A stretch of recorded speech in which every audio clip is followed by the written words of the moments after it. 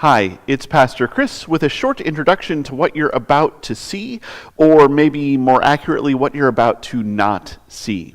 So we recorded this as part of our A Queer Gospel sermon series on June 29th, 2025, and June 29th was a fifth Sunday, and on fifth Sundays, we try to do something a little bit different from the usual form of worship that we have here at First Congregational United Church of Christ in DeWitt. So we met in Fellowship Hall, where we don't have a camera, and we talked about the things that we don't talk about in church, the topics that are a little bit taboo to bring into the sanctuary, or at least that we treat that way.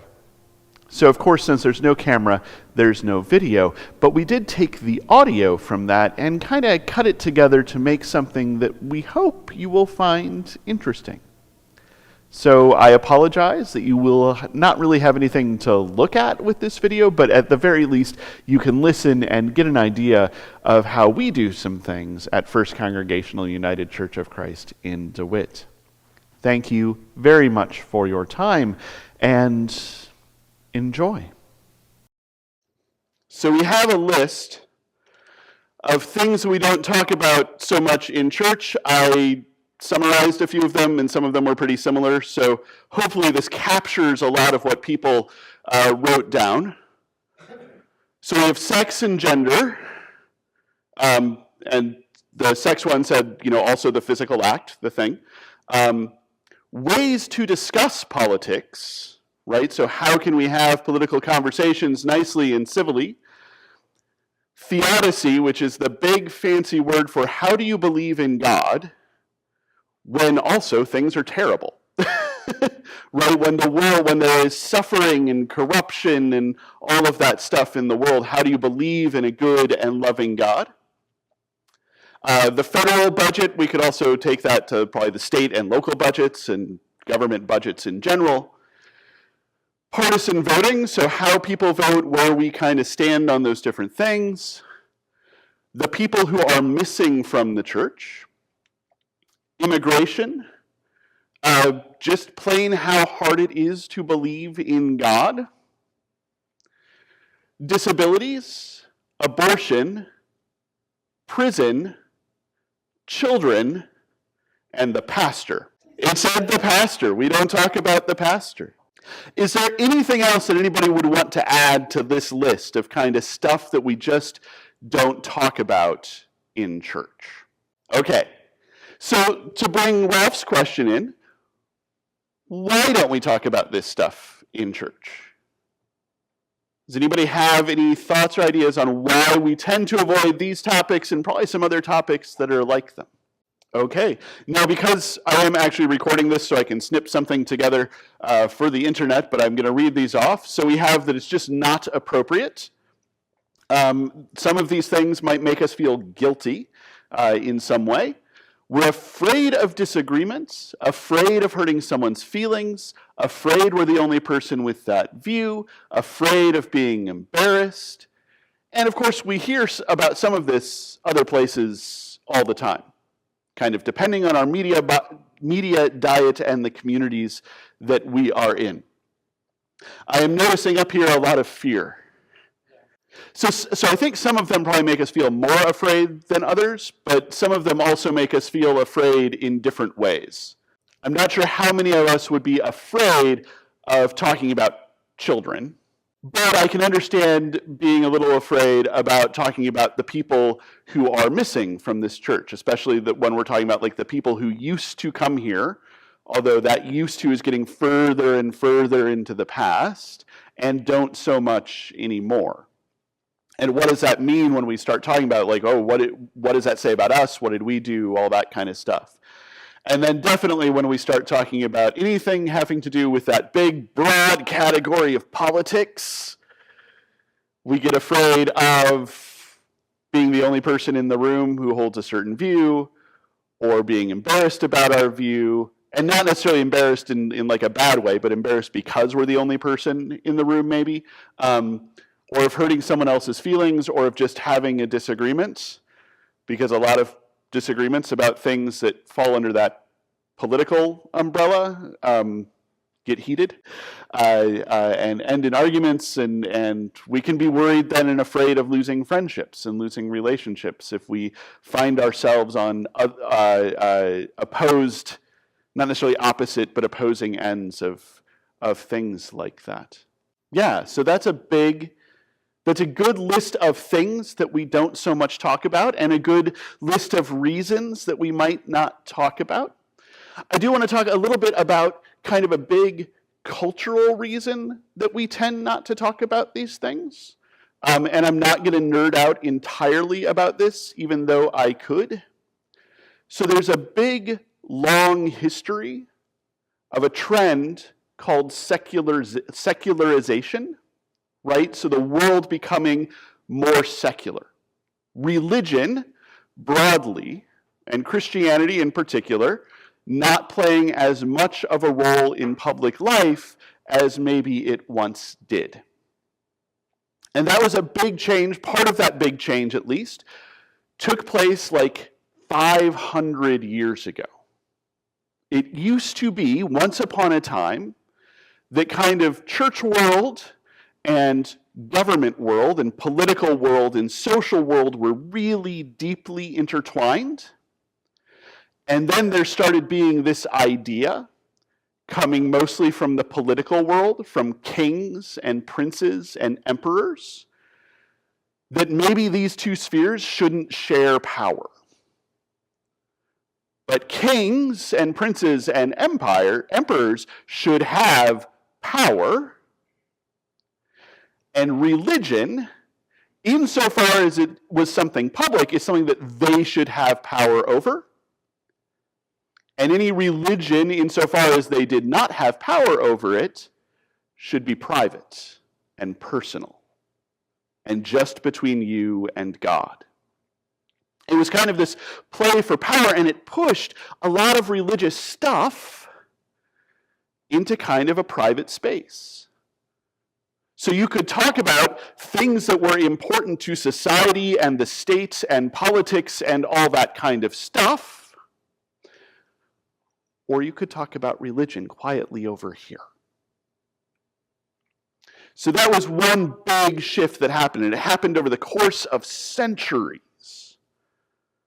But then we had another shift, especially in mainline churches like congregational churches, like the United Church of Christ or the United Methodist or the Presbyterian Church or the Episcopal Church or the ELCA or any of those kinds of guys that are kind of just middle of the road. This is what you think of when you think of a church in the 50s. These were churches that had a lot of civic kind of power and pride, right? They were the churches on the square. They were the churches, the reason we use mainline is they were on the main line of the subway, the train, the whatever. Right, you could see them as you were traveling, like those are the big churches, those are the important churches, those are the churches where important people go. And they were nice and big, and all sorts of folks went there, right? If you were anybody in town, you went to one of those churches, the church on the square, the church with a place of pride. And that meant that they were diverse on a lot of issues, which at the time were often things like the New Deal or segregation, those kinds of issues, or women's right to vote, all those kinds of things. And through time, those sorts of issues have continued, and other ones have come up. But the key thing is when you've got all this diversity, the way that you keep that diversity and your size, your membership, your bank account, the way that you continue to pay a pastor, maybe other staff members, is you don't talk about things that are divisive among the folks who are in the congregation. Because if you say the wrong thing about the New Deal, or civil rights, or women's rights, Or as we go on forward, the wrong thing about sex and gender and the LGBTQ stuff and budgets and immigration and abortion and disability and prison and all those kinds of things. If you say the wrong thing, if you have the wrong conversation, a bunch of those folks and their offerings might leave. So we got kind of comfortable saying, we're not going to talk about those things. It's safer. It keeps us secure. It makes sure that everything stays well and the institution keeps going. How would you say the institution is doing? Yeah, kind of across the board, church attendance has dropped. Now, at first, that was a drop among mainline Christians like us, and a bunch of evangelicals thought, hey, we're fine, we're doing good, we're towing the line, we're keeping the gospel going, we're all right. Some of them were growing, but then it caught up with them. And we're seeing this kind of precipitous decline. I would say it kind of started in the 50s. Basically, there was, after World War II, church attendance went way up. People loved joining organizations. They were really into it. They had just been part of some big organizations during the war. They're like, let's keep that going. Peaked around 1950 and started this long, slow decline. And then the 90s came, and it dropped off more precipitously. And then the 2000s came, and it kind of plateaued. And then COVID, and it dropped again. And now we're just in that place where on any given Sunday morning, so I want to say this, a lot of people still identify as Christian. A lot of people will still say they are Christian, but on any given Sunday morning, the vast majority of people are not in a church. And on any given weekend, right? Because some folks have Saturday night services and that. But any given time, most people are not in worship. They are not in a church. They aren't really that involved in what is going on. So even though we have decided not so much to talk about these things, historically, in the hopes that it would keep us going, we're not being divisive. Everybody will still come. Everybody likes to belong to a club. Everybody likes to belong to a group. People will still show up because we're not talking about these things. We're not being divisive, and we're not having arguments, and we're not having discussions, and we're not hitting hard things, and it's comfortable and nice and easy. We just sing the songs and pray the prayers and pass the peace. That'll keep us safe. That'll keep us going. Even though we have done that stuff, what has happened is that people have checked out. People go elsewhere for whatever needs were being filled through being part of the church. Here's my theory. Here's my theory, and you can disagree with my theory. If you disagree with my theory, let me know. Here's my theory.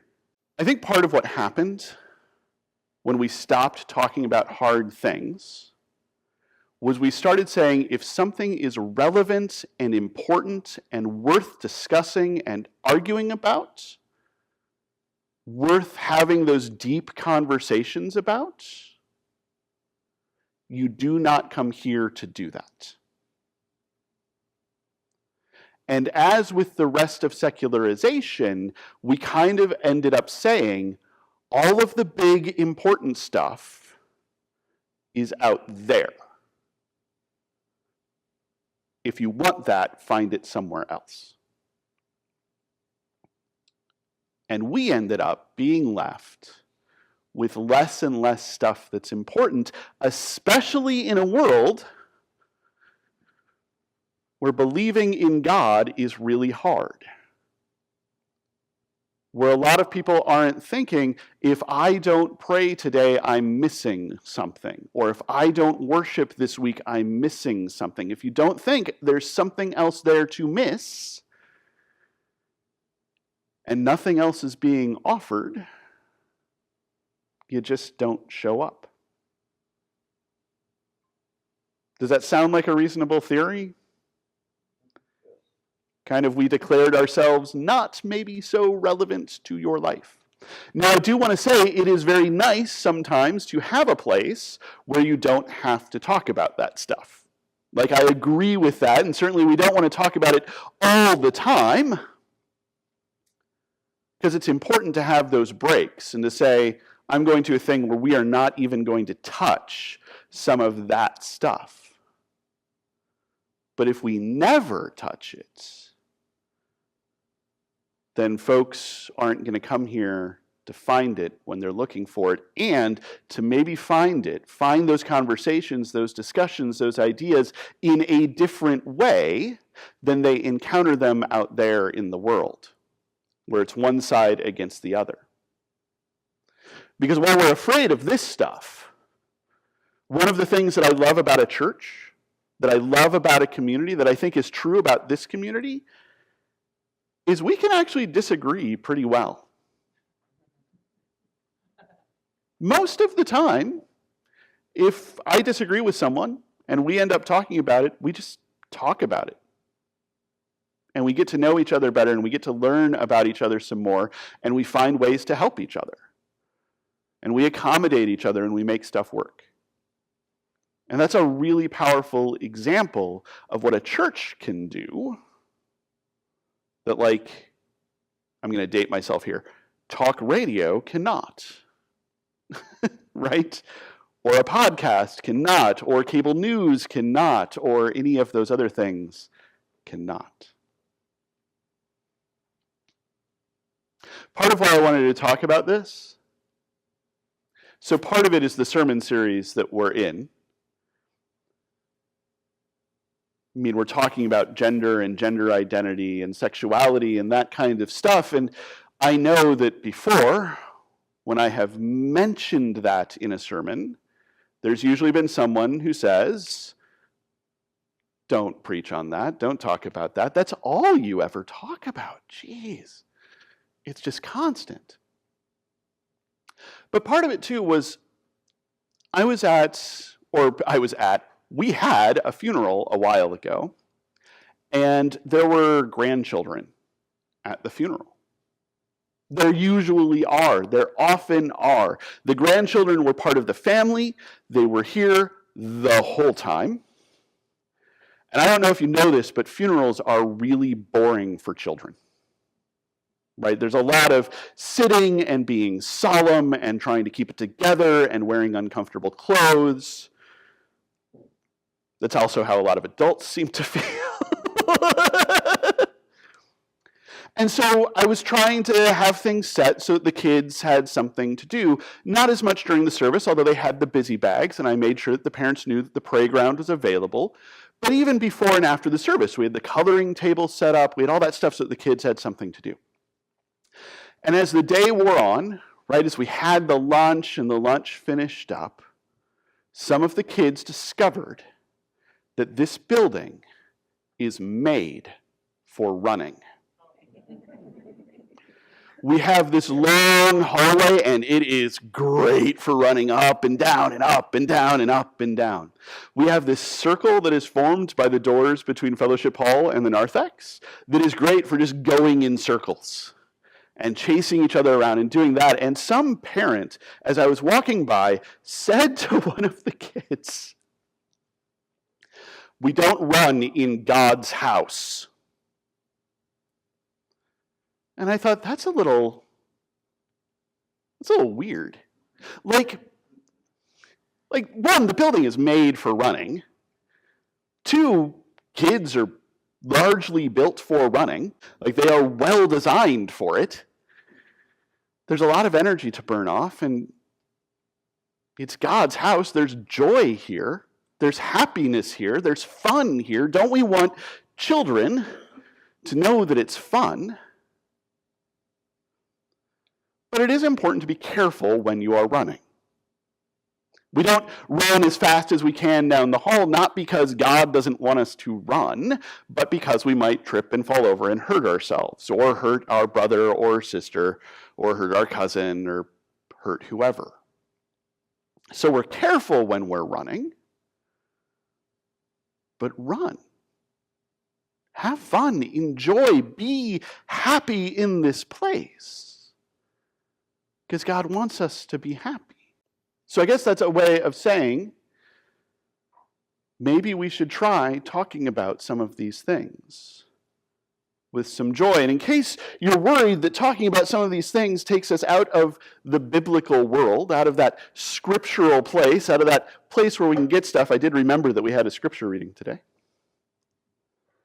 I'm going to read you this passage. This is from a book called The Song of Songs. It does not appear in the lectionary. It does not appear, as far as I know, in any lectionary. I looked at a couple. Song of Songs. That construction, that X of X, is a construction in Hebrew that means the best of something. The King of Kings is not the king of other kings. The King of Kings is the best king. The Lord of Lords is not the Lord over other lords. The Lord of Lords is the best Lord. The Song of Songs is not a song that other songs sing. It is the best song. It is the song that all other songs aspire to be. And here's the passage that I chose. See, the whole thing is this conversation between two people. You have ravished my heart, my sister, my bride. You have ravished my heart with a glance of your eyes, with one jewel of your necklace. How sweet is your love, my sister, my bride. How much better is your love than wine, and the fragrance of your oils than any spice. Your lips distill nectar, my bride. Honey and milk are under your tongue. The scent of your garments is like the scent of Lebanon. A garden locked is my sister, my bride. A garden locked, a fountain sealed. Your channel is an orchard of pomegranates with all choicest fruits. Henna with nard and saffron, calamus and cinnamon, with all trees of frankincense, myrrh, and aloes, with all chief spices. A garden fountain, a well of living water, and flowing streams from Lebanon. Awake, O north wind, and come, O south wind. Blow upon my garden, that its fragrance may be wafted abroad. Let my beloved come to his garden, that he may eat of its choicest fruits. Most of the book is along those lines. And a lot of people have tried to calm it down. A lot of people have said it's a love song between God and Israel. It's a loving conversation between Christ and the church. And maybe it is, but even if you do that, you kind of got to deal with the metaphor that's going on. Because while maybe this book is not about sex, it's not about sex. You know what I'm saying? And it is the best song. There is something about talking about some of these subjects with grace, with love, with mercy, that makes it the best way to talk about them and to be in community and to work together through stuff so that even on these things like sex and gender and politics and budgets and voting and immigration and abortion and disability and prison and childcare and the pastor and how hard it is to believe in theodicy, and I skipped one and I don't remember which one it is. Even on these, we can have better conversations. We can model better conversations, and we can find more ways to be more loving toward others. I know I said this was a conversation, and then I kind of just took it and ran with it. But thank you for listening, and thank you for your contributions to this. I'm going to ask the last question because I am mindful of time. Are there ways that we could, sometimes, not all the time, sometimes, are there ways that we could talk about these things? I'm going to put learn how to talk. Yeah, it is different to talk about immigration as a big abstract thing versus hearing one of our friends from Ukraine talk about their experience coming here and what that was like, or one of our friends from anywhere else.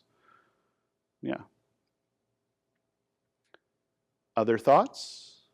So looking inward and kind of showing some empathy, some sympathy, some being with someone and like, oh, hey, yeah, I do the same thing. And how do we not do that to each other? So I heard in that both discussion versus argument, right? There's a difference between those two things. I'm not sure quite how to capture the other piece, but there is in our media landscape a lot more atomization, right? I can go and just find my opinions repeated to me by an authority figure, which is different from when we had like 3 news stations and your local paper, and that was kind of the option. Not that those were always great, but at least everybody was kind of watching the same stuff instead of curating our little media diets. Yeah.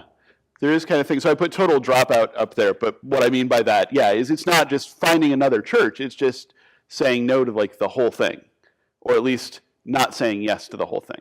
Yeah. And there is something there to, it maybe used to be a question of how do I get someone who's going to go to a church to come to this church? But more and more, it's just thinking about church as an option at all. Yeah. Christy, is your hand up or are you just sitting? Oh, and Ralph, I saw you. Sorry. I'll do Christy and then Ralph. Yeah. I am mindful, and then I'm going to close it because we're doing a good job of having a conversation. I had an uncle, he passed away a number of years ago, who he and I disagreed about many, many things. Probably everything. And we would get into debates on Facebook, because that was how you debated people at the time. And the thing is that they were never posts on that, like comments on things, were never short. Right? Now, part of that is we're both good at just talking for a while and writing for a while and getting into it. But it wasn't just here's a sentence and then we're going to argue back and forth in sentences. It was here are paragraphs. Here are my actual thoughts that I had to think about and write about and come up with, and here they are. And then reading all of that and getting kind of the full picture and doing it right. Like conversation doesn't come in sentences. It comes in paragraphs. And so really kind of leaning into that, thinking first, right? How do I organize my thoughts and say this thing that is a whole thing, and then hearing what you have to say that's a whole thing and talking that way. Yeah. All right. Well, thank you very much for that conversation. I hope we continue it and continue to think about how we can talk about some of these things, and especially how we can talk about some of these things in ways that we can maybe invite folks in the community to come and hear things, to hear about experiences, to hear about ideas, to have some conversations in loving and caring and gracious ways, so that we are having these important conversations in places that are loving and caring and gracious, and not just out in the world in our angry-making, blood pressure increasing media diets.